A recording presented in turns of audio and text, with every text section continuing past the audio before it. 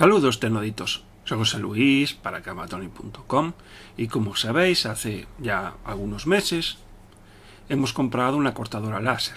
Esa cortadora láser era el modelo más básico y de gama más baja que había en el mercado. Hemos realizado ya algunos vídeos sobre esta cortadora y cuando realizamos las primeras pruebas nos hemos dado cuenta que este precio tan bajo traía consigo una serie de carencias. Estas carencias no impiden el buen funcionamiento de la máquina, entre comillas buen funcionamiento, pero sí aporta mucha comodidad en su uso. Entonces, poco a poco lo que tenemos pensado es ir introduciendo estas mejoras en nuestra pequeña cortadora láser. Y ahí es cuando nos surgió la idea de hacer este vídeo. ¿Por qué? Porque pensamos que para hacer cualquier tipo de modificación, primero tenemos que conocer el funcionamiento y el conexionado de todas las partes que tiene esta máquina. Entonces, ya sin más, lo que os vamos a explicar en este vídeo es el conexionado eléctrico que tiene esta máquina entre todos sus componentes. Empezamos. Esta es la parte posterior de la máquina y como podéis saber, la tensión de alimentación viene por este conector. Aquí en la parte de abajo podéis ver un gráfico ampliado de lo que sería. Por un lado, alimentaríamos con 220 voltios o 110, dependiendo del país en el que estemos, a través de un cable en este conector. De este conector salen dos hilos, fase y neutro. Irían directamente desde aquí al interruptor del switch machine. La salida de este switch machine iría al botón de emergencia, Energy Stop.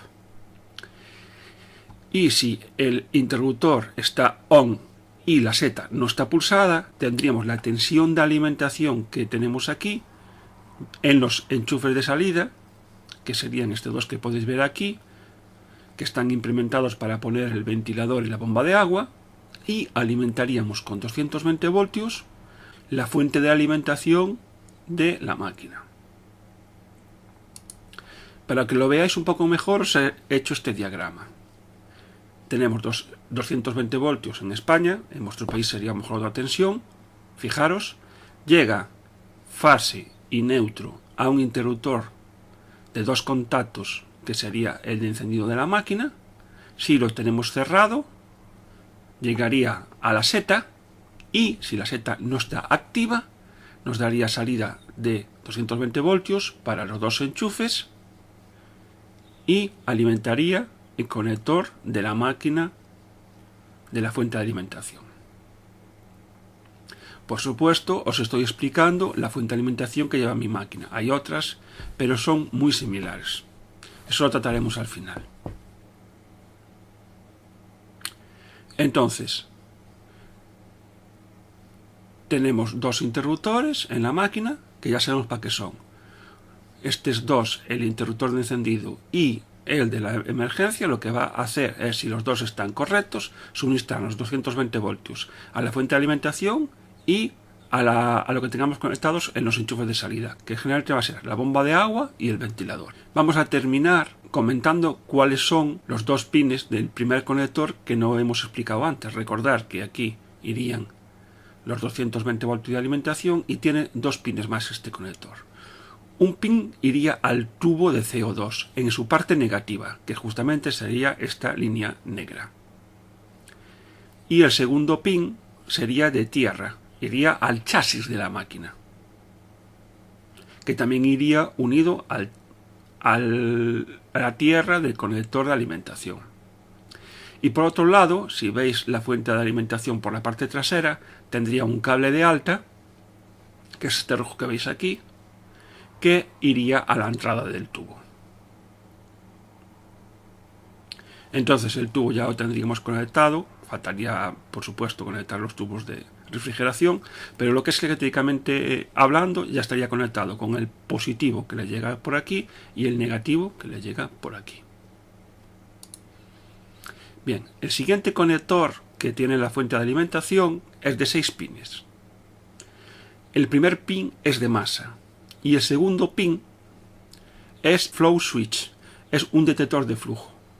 En mi máquina no lo lleva y como no lo lleva lo han puenteado, que es esto que podéis ver aquí. Han puenteado GND con el interruptor de flujo. De esta forma la máquina no da fallo, pero por supuesto no está verificando si tenemos flujo en el tubo de CO2. No es algo que me preocupa a día de hoy, pero puede ser una posible mejora cuando tengamos hechas las cosas principales que tenemos en mente. Ponerle un detector de flujo para verificar que siempre tenemos flujo en nuestra ampolla de CO2. Por otro lado, tenemos la tarjeta controladora de potencia. Esa tarjeta controladora de potencia es la que podéis ver en la carcasa, donde están los displays que nos indican el tanto por cien de potencia que tenemos seleccionada y los botones para seleccionarla. Recordad que tiene botón para subir 0,1 y bajar 0,1, 1 o 10. Y un botón de test, que son estos botones que podéis ver aquí. Esta tarjeta va conectada a la fuente de alimentación con 4 hilos. 2 hilos son de alimentación, que es este negro que podéis ver aquí, que sería masa, y el azul que podéis ver aquí, que sería más 5 voltios. Lamentablemente, la fuente de alimentación solo suministra 50 miliamperios, es decir, lo justo y necesario para que funcione la tarjeta esta. Con lo cual no podemos utilizar estos 5 voltios para nada más. Daros cuenta que los displays son de LED de 7 segmentos que suelen consumir bastante. Con lo cual los 50 miliamperios a mí me parece lo mínimo imprescindible para que funcione esto. Con lo cual a mí no se me ocurriría coger los 5 voltios para nada que tuviera un mínimo de consumo. Es decir, yo por mi parte descarto tomar ningún tipo de alimentación, ni siquiera para el Arduino, si lo pusiéramos desde estos 5 voltios. Yo no os lo recomendaría hacer. No lo recomendaría porque ya veis que está muy definido la potencia que puede suministrar por aquí, que son 50 miliamperios, y que aún encima estas fuentes de alimentación no son precisamente de la gama alta, no están pensadas para que le exijamos más de lo que nos indica la placa. Incluso yo no le exigiría lo que indica la placa. Vamos, que nos olvidemos de tomar 5 voltios de aquí para suministrarle tensión a cualquier update que le queramos poner a la máquina. Y por otro lado, tiene 2 salidas de la placa que van a la fuente de alimentación, como os digo. Una sería la de láser on y otra sería la de PWM. ¿Para qué vale PWM? Recordad que vosotros aquí le seleccionáis la potencia que queréis que tenga el láser, desde 0 a 100%. Bueno, pues eso se lo indica esta placa a lo que es la fuente de alimentación mediante un PWM. Según lo que tengáis seleccionado aquí, la onda del PWM irá desde 0 hasta 100%, y de esta forma sabrá la potencia que tenemos seleccionada a la fuente de alimentación. Y ya no lleva nada más. Esta placa no lleva ninguna conexión más, y con este conector os he explicado todos los pines para que valen. O sea, está concluido. Pasemos al último conector. Bien, el último conector es el que va conectado a la placa de motores y a 2 interruptores que tenemos en el frontal, que podéis ver aquí. Aquí tenéis el frontal, aquí podéis ver el display de la tarjeta que hemos explicado anteriormente, y tenemos 2 interruptores más. Bien, en este interruptor, en el primer pin, tenemos 24 voltios. Esos 24 voltios pasan por un interruptor doble y irían a la tira LED. El siguiente pin es masa, y con esta masa lo que haremos es cerrar el circuito. Entonces, el interruptor Lighting Switch lo que hace justamente es encender y apagar las luces que tenemos conectadas en la parte trasera, en el interior de la máquina, y que sirven para encender el habitáculo de la máquina CO2.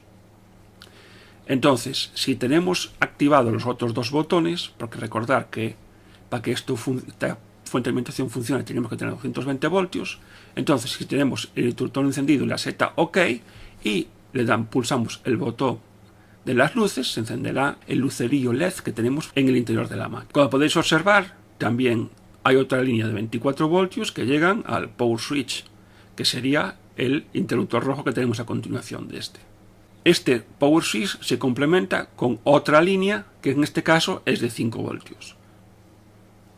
Entonces, como podéis observar, son 2 canales, o sea, dos interruptores. Si nosotros cerramos o activamos el Power Switch, lo que vamos a hacer es entregar a la placa de control de motores 24 voltios por un pin. El pin de masa ya llega por esta bifurcación y le entregaremos también 5 voltios a través de la línea azul. Con lo cual, con el Power Switch lo que hacemos es darle tensión de alimentación de 24 y de 5 a la placa controladora de motores. Y de la placa solo va una línea hacia la fuente de alimentación, que es de láser on.